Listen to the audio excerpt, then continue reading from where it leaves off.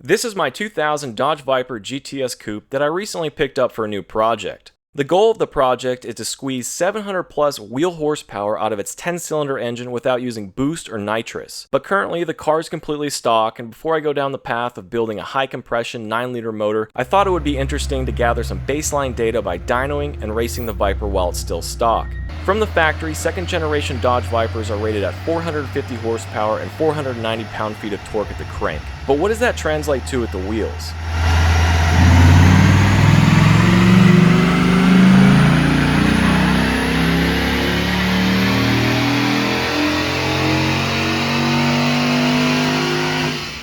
So we can see this Viper is able to put down 410 horsepower and 436 pound-feet of torque, which is pretty stout for a 20-year-old naturally aspirated stock car. What's really impressive though is the shape of the torque curve. Notice this Viper makes over 390 pound-feet of torque from 2,000 to 5,500 RPM. This translates into instant power off the line that can be felt all the way to the rev limiter.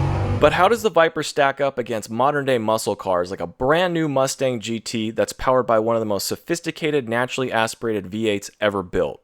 Well, a stock 2021 Mustang GT can put down an impressive 415 wheel horsepower and about 400 pound-feet of torque. It's able to squeeze this kind of power out of its relatively small 5-liter engine through the clever use of 4 camshafts with variable timing, dynamic 12-to-1 compression, and 16 fuel injectors. But even with all that fancy tech, the Viper's primitive 8-liter pushrod engine still makes considerably more horsepower and torque throughout most of the RPM range. The first car we'll be racing is my buddy's stock 2011 Audi S4. Now this race doesn't really make sense on paper since the S4 is both heavier and makes less power, but I've driven this S4 and the instant torque that the supercharger delivers is impressive. The car feels super quick, and Audi is notorious for underrating their vehicle's power numbers.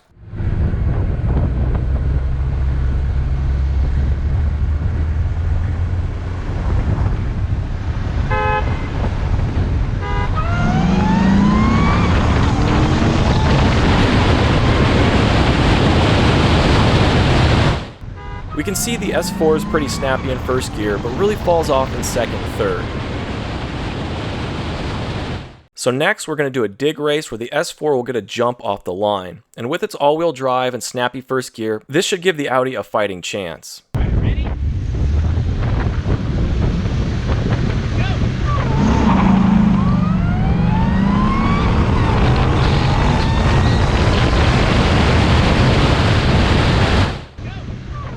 The S4 is super strong off the line, but once I pop the Viper into second, it leaves the S4 in the dust.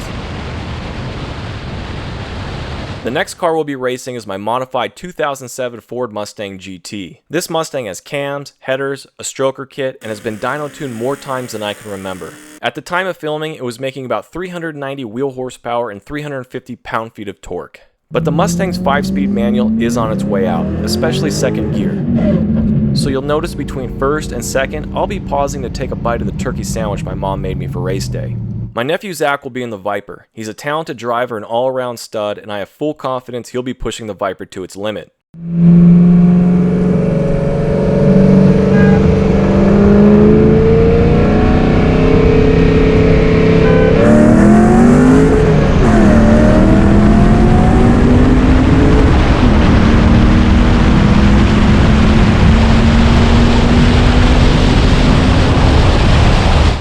So the Mustang is able to hang in there until the top of second gear, but once I shift into third, the Viper starts walking the Mustang like it's no big deal.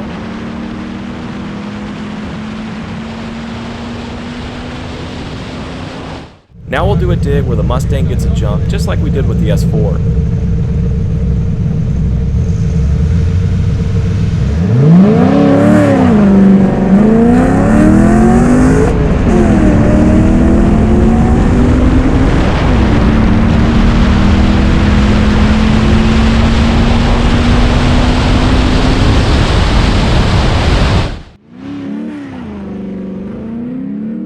Once again, we can see the Mustang holds its own until third gear.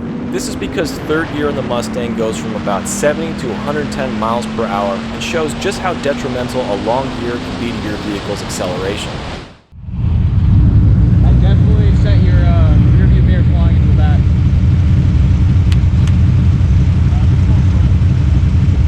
The The next Challenger is a Challenger, specifically a bone stock 2021 Dodge Challenger RT Scat Pack Widebody. This white beauty is powered by a 6.4 liter V8 that produces 485 horsepower and 475 pound-feet of torque, making it the most powerful naturally aspirated V8 Dodge has ever put into a production car. This particular specimen also comes with an 8-speed automatic and launch control, so the Viper really has its work cut out for it.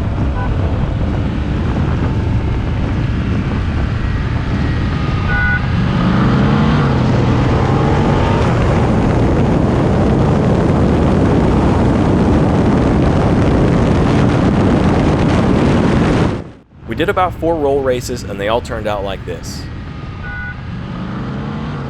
One interesting thing to note is how linear the performance is. While the Mustang would hang until the top of second gear and then get wrecked, the Viper just slowly walks the Challenger throughout the race. Now we'll do a proper dig where my nephew will stage and send us off.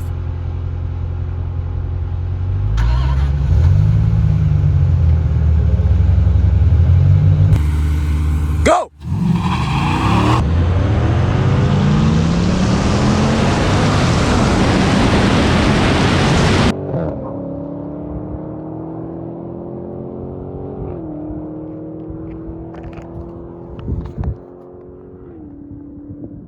The Viper's 335 tires and massive low-end torque enable it to get a huge jump off the line, and from there it's easily able to extend its lead. So now we'll give the Challenger the jump just like we did in the other races.